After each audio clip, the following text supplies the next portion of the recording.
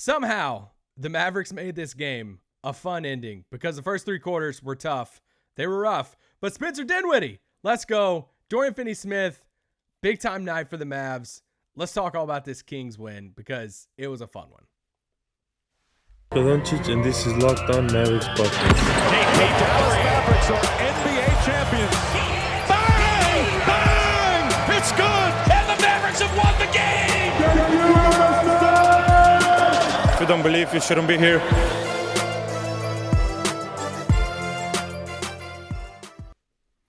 Welcome to Locked On Mavs. This is one of your co-host, Isaac Harris, Mavs.com. Riding solo today after this fun win. Nick was actually in the building, attending the game with his wife, enjoying it as a fan. I was in the press box for this win, and what a fun win. I don't even want to say it's like a big win, but in a weird way, it was a big win, factoring in everything that happened over the first three quarters of the game. And you know, they go into the game, Luka's out, and it's like, all right, this is one of those games, you know, like it's not a very great opponent, trying to respect the Kings. Come on, bear with me here. Not a great opponent in Sacramento, but you're like, hey, this is one of those wins that you have to win. Luka's obviously out, and the first half of that game was just brutal. But we're going to talk about, I'm going to talk about Dorian Finney-Smith. I'm going to talk about Spencer Dinwiddie. And then some fun stuff about the game, some notes. Took a lot of notes during this game. And then at the tail end, don't tell Nick, I want to talk about two things. Coach K and the Batman. Because I saw Batman this morning. So y'all get some Batman takes at the very end. And then you can just hear me chuckle about Coach K losing on his night. So, yeah. Who do you want to start with first? We'll leave it up to you, the listener, as you're listening to this in your car or on YouTube. Do you want to start with Dinwiddie or Dorian? So put Dorian or Dinwiddie in the chat, and then I'm going to read the chat, and I'll pick whoever you guys say first. It's not live, so it doesn't matter who you put down in the chat. Let's start with Dorian Finney-Smith. I can't tell you how much I like this guy. If you guys have been listening to this podcast for the past, Nick and I have been doing this pod talking about the Mavs every single freaking day for 5 years now, and going on our sixth season. And you guys know how much we love Dorian. And the early days of Dorian, now Dorian is still rolling along with the Mavs, and he signs that extension a while back. And just, a few weeks ago after the trade deadline, they locked Dorian up super quick, 4 years, $55 million. There's a trade bonus on that. There's a player option on that fourth year. But let me just give you the breakdown of that money. 12.4 next year. Dorian Finney-Smith's going to make $12.4 million next year. 13.3 after that, 14.3 after that, then a player option for the 15.3 in 2025-26. I tweeted this the other day. I'll say it again. I think that when it's all said and done, we could look back on it as fans, as Mavs fans, and say, locking up Dorian Finney-Smith at that number when they did was one of the more underrated moves that the Mavericks have made. And I say that because I feel like we talk so much about Brunson and how Brunson plays the rest of the season and even into the playoffs. And it's like, man, he's just going to increase his number, right? Like even Brunson himself is betting on himself by not doing an extension with the Mavericks right now, because it's like, hey, I can make more than $55 million in the open market this summer, which he can, and he should. He deserves it. But what we haven't talked about as much is like Dorian Finney-Smith, because is there a world that Dorian continues to play at the level he's playing at right now, being a great defender, being a legit one of the best 3-and-D guys in the league, and he plays so well the rest of the season and into the playoffs, and he already is one of the most important pieces for the Mavericks. Is there a world that he plays past that? Like, you can't tell me that if Dorian Finney-Smith keeps on playing like he is right now, that next year he's going to make $12.4 million, that there wouldn't be a team out there willing to give him at least 15, at least 16 a year. And that's why I'm saying, like, I think the Mavericks, when they locked him up at what they did, it's wild. I mean, they after the game, they said in post game, they've been calling Ferrari Doe, like, ever since he got this extension. And it's like, he downplays. He's like, I'm not a Ferrari type of guy. I'm more of a truck guy. But it's like, he means so much to this team. And for him to get that 3 tonight, he said post-game, you saw the team. I mean, shout out to the team chemistry, man. Like, I know Memphis is like the darlings for the NBA right now of how much we love seeing. I love seeing teams and team chemistry across all sports. And I love what Memphis has. I'm not trying to take away from that. But, man, the team chemistry that's happening in Dallas right now, it's special. And it's like that's where you see like special things happen when you see teams go on runs in the playoffs. So you're like, oh man, didn't kind of see that happening as far as like a national look in on a team. But man, this team has something special team chemistry wise. All of them giving him the water bottle shower after the game. But he said that last play of the game, Fox goes to the free throw line, he misses free throw, he ties it up, and Brunson drives in, he kicks it to Dorian in that corner, and Dorian knocks it down. The place goes nuts. It's the game-winning shot. There's only a few seconds left. They didn't, they didn't, make the shot or, having even a good play. The Kings did at the end at the buzzer there. But Dorian hits the game winner. It's like, man, I'm so happy for that guy, and to see the team and see everybody so happy for him. I'm hyped for his season. I'm hyped for him as an individual and for the Mavericks because I think they got him at a really good deal for how important he is to this team. He finished the night with 17 points. He was 5 of 11 from 3. Like, Dorian's shooting 11 threes in a game right now.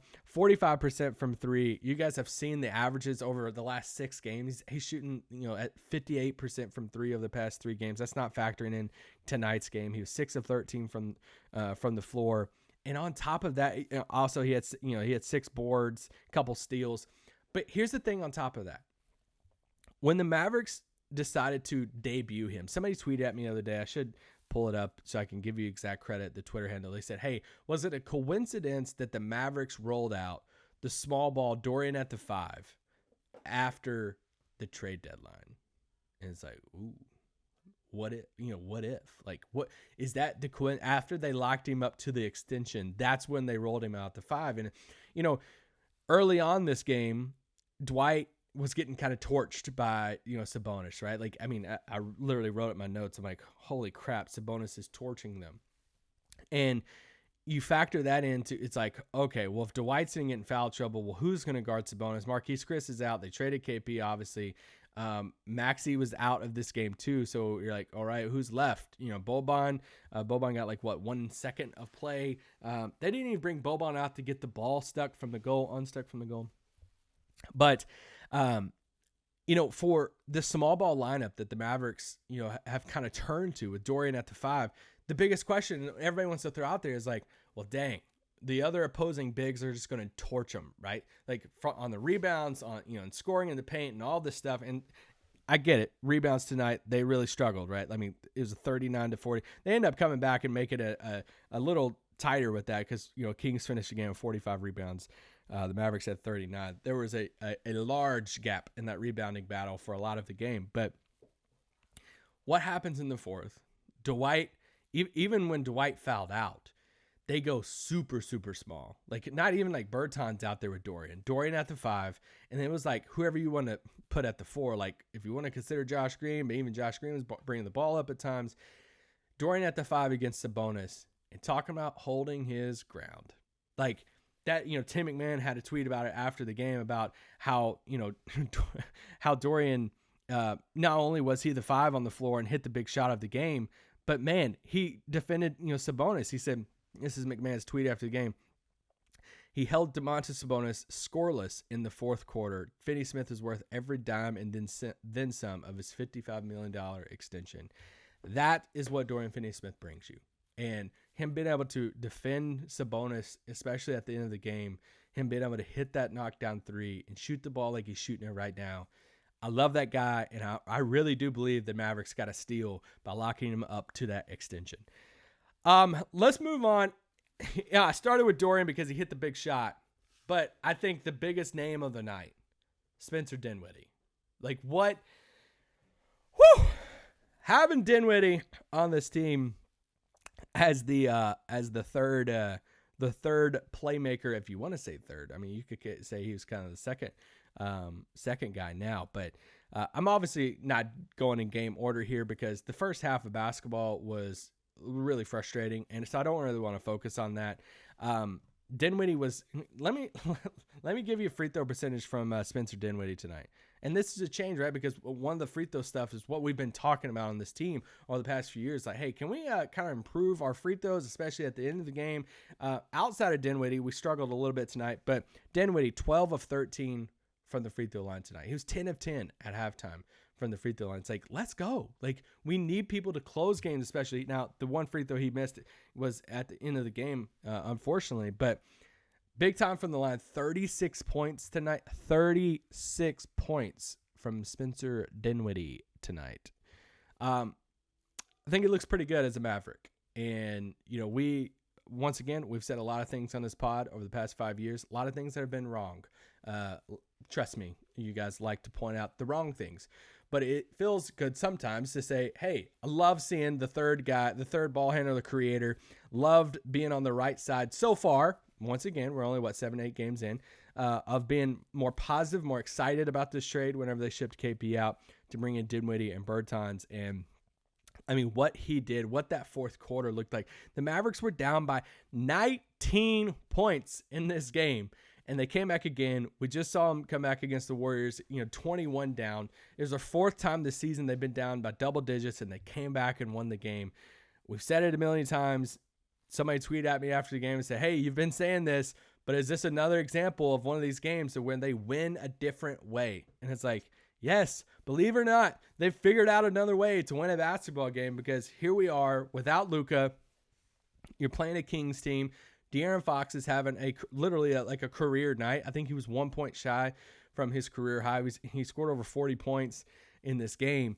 And Fox literally could just do whatever he wanted to tonight. He was hitting everything. No matter, they were like targeting Brunson at times. Whoever they put on him, he was doing his thing. The Kings' points in the paint was just, it was wild to see how, we were in the press box. I was sitting next to people in the press box, just talking about how it felt like every time, whatever the Kings wanted, they were just getting layups. And you couldn't help to say, let's bring it back to the Spencer Dinwiddie conversation and the trade. I tweeted out Dinwiddie stats after the game. Some Wizards fans caught up to it and like, oh yeah, Dinwiddie scored 30-something points for us in the second game. Just wait. And it's like, all right, well, we are waiting. We're like 7 or 8 games in. He's had over 20 multiple games. Now he's over 30. He looks, the team looks like they love him. And anyway, we'll leave that at that. But we'll say this. Even though Dinwiddie kept him in this game, kept him within fighting distance throughout the game, even though it was like a steady 10 to 15, got up to 19-point deficit at time. You missed KP in this game. If we're going to be honest, you missed his rim protection. And you saw that throughout the game as this Kings team kept on driving to the basket. If it wasn't a layup, they were getting a foul called on them. And it's like, that's why we had so many Mavericks in foul trouble tonight. But I literally wrote down there, I was like, missing KP rim protection. Because and guys, you know how I feel about the trade. I love Dinwiddie. I love Bertans. I thought it was a great trade for the Mavericks, but you missed that. And because they were just going to the rim at will, especially with Dwight. Dwight was getting fouled. When have we ever reached a point in the Mavericks over the past how many ever years, 5 years, let's say 5 years, to where when Dwight fouls out, it's huge. Like that was when Dwight fouled out, I was like, oh man, Dwight's out. And I don't know the last time I felt that way about Dwight leaving the game. Like, but it was huge, especially with Marquise Chris out. And it's like, now we got to go extra small. Obviously, Dorian held his ground, with Sabonis. But if KP was in there, being able to, protect the rim, at least having some type of paint presence defensively against this team, maybe they couldn't get to the rim as easy. But on the flip side, let's counter that and say, well, we didn't have Dinwiddie either. Would KP been able to score like Dinwiddie was? And it feels like Spencer Dinwiddie can get to the rim anytime he wants to.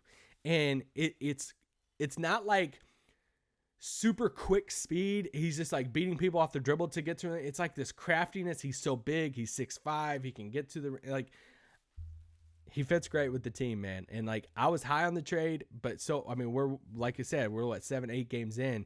It's going better right now than what I thought. I thought we could get to this point by playoff time. I didn't think we'd be here right now. And I think that's really, really cool. Cooler than the halftime show. So, love the guys from Slovenia. I thought it was a really cool. I love the atmosphere they create in the arena and the dunks. I think they messed up the trampoline stations. I think they messed up the measurements on that a little bit because, I thought we were trying to figure out why dunks weren't going in on All-Star Weekend, and I had that same feeling during the halftime show of like, hey, I think I could be wrong. I felt like the gladiator scene, like, hey, remind me, isn't this person supposed to win? I was like, I could be wrong, but aren't these dunks supposed to be going in? They just struggled a little bit, just putting that out there. But, it was fun. It was cool. It was cool seeing all the Slovenia scarves in the arena tonight. I love that. It was a really cool night to be in the arena. But let's take a quick break, and then we'll come back and talk more about this Mavs game. And then I'll give some Batman, spoiler alert, some Batman Coach K thoughts at the end. This pod is brought to you by BetOnline AG. Football might be over for the season, but basketball's in full steam for both pro and college hoops, including Duke losing in Coach K's last game. From all the latest odds, totals, player performance props to where the next fired coach is going to land, BetOnline.net is the number one spot for all your sports betting needs. BetOnline remains the best spot for all your sports scores, podcasts, and news this season. Head to the website today or use your mobile device to learn more about the trends and action. BetOnline, where the game starts. And you guys know some of our good friends at Built Bar. Built Bar, it's that time of the year that all of us have pretty much given up on New Year's resolutions. Shout out if you're still going strong, but not this year. If you want to get back on track, here you go, Built Bar. I'm sticking to my resolution to eat right. I'm trying. Don't hold me to it, but I'm trying. Built Bar is a key part of that. I've talked about having this little Built Bar basket in my pantry. I still have Built Bars stacked up in there. Try to grab one going out the door for a good snack, maybe for breakfast. Have you tried the Puffs? If you haven't, you're missing out on one of the best tasting Built Bars there is. All Built Bars are covered in 100% real chocolate, Puffs included. 100% real chocolate, low calorie, high protein. Guys, they have flavors for days. I mean, I literally could spend the rest of this pod listing out different flavors. But anyway, go to Built.com. Use promo code LOCKED15. Get 15% off your order. Use promo code LOCKED15 for 15% off at Built.com. Woo! All right. I also want to give somebody else a shout out.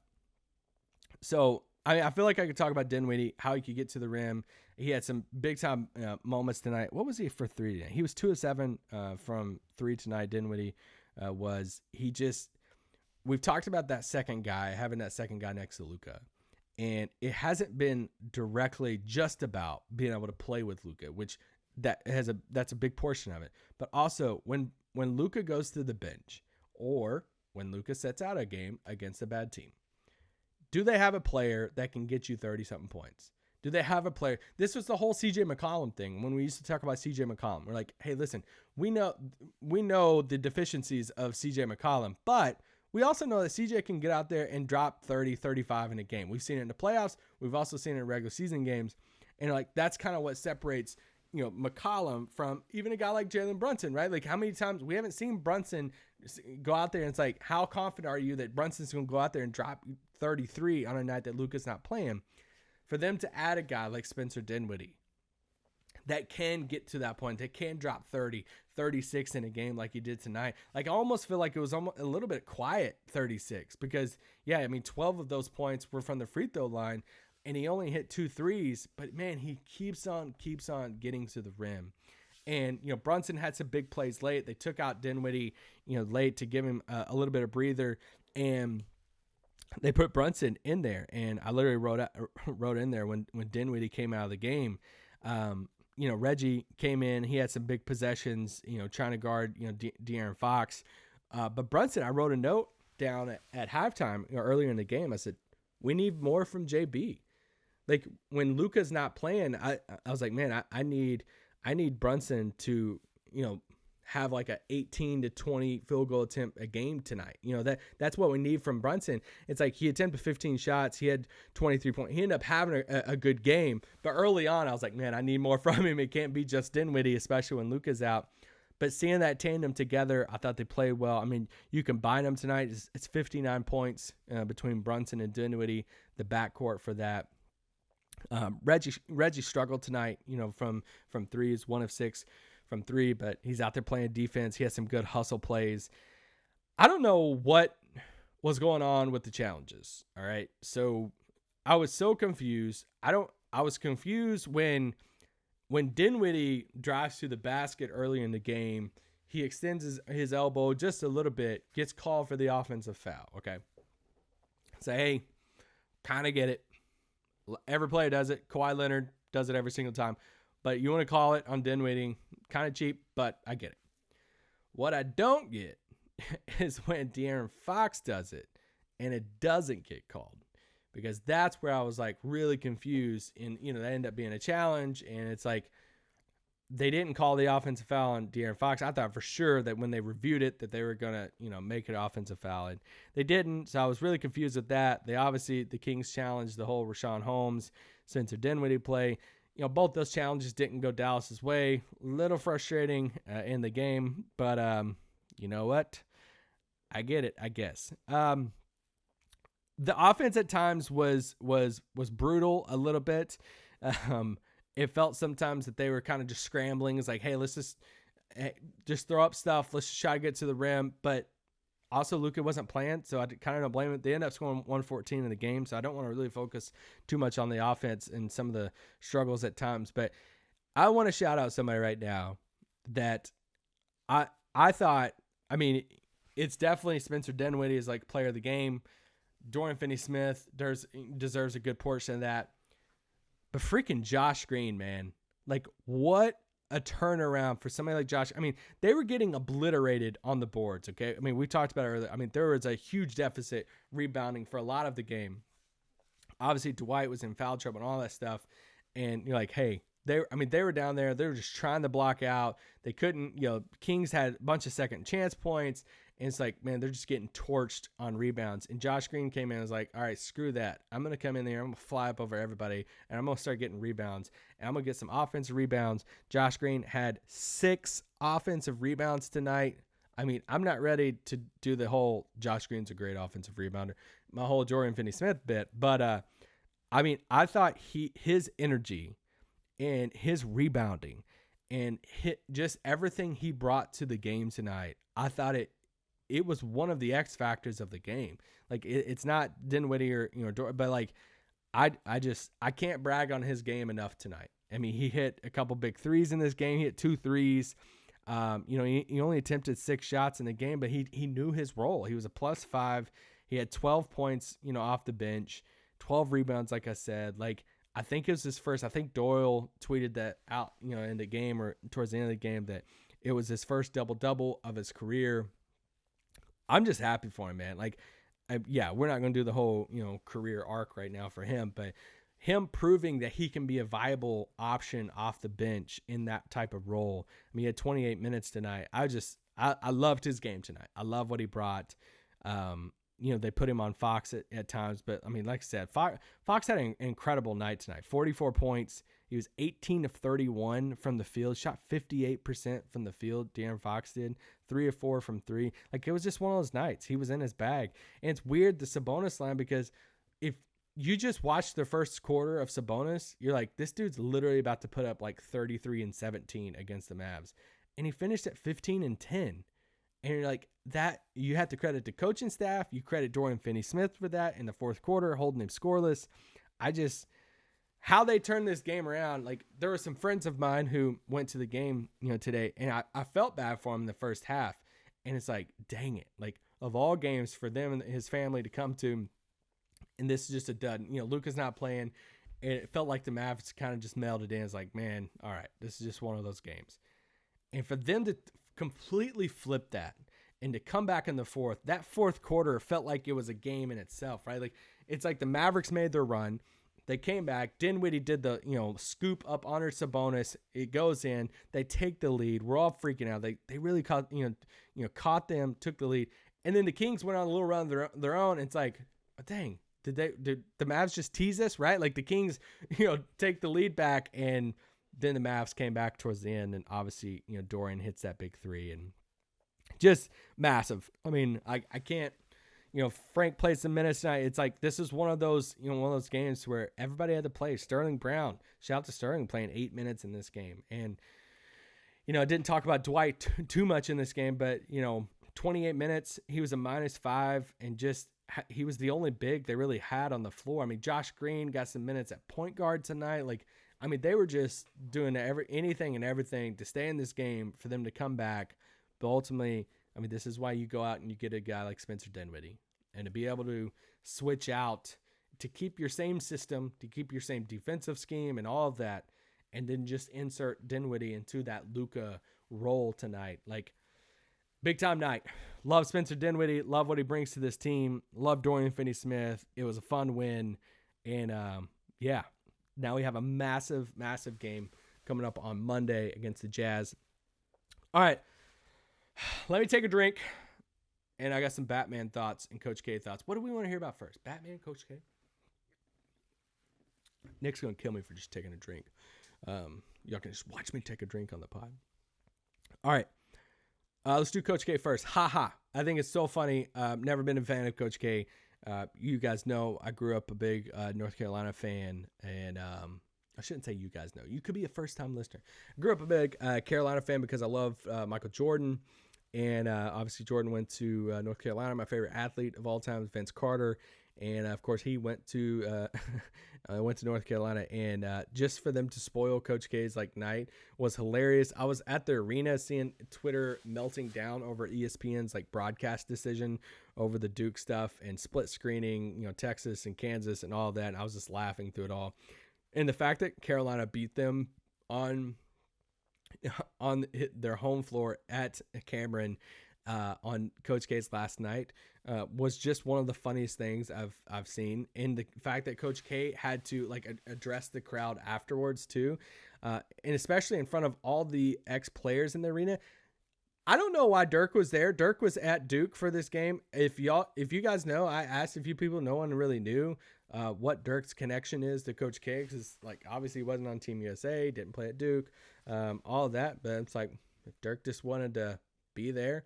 Maybe Dirk's out there laying some Mavs seeds in the college world. Hey, I know a team that we like you. And so anyway, that was funny for Coach K. Let's talk about Batman real quick. So saw Batman this morning. Spoiler alert, you can turn the pod off right now if you plan on watching Batman and you haven't seen it yet.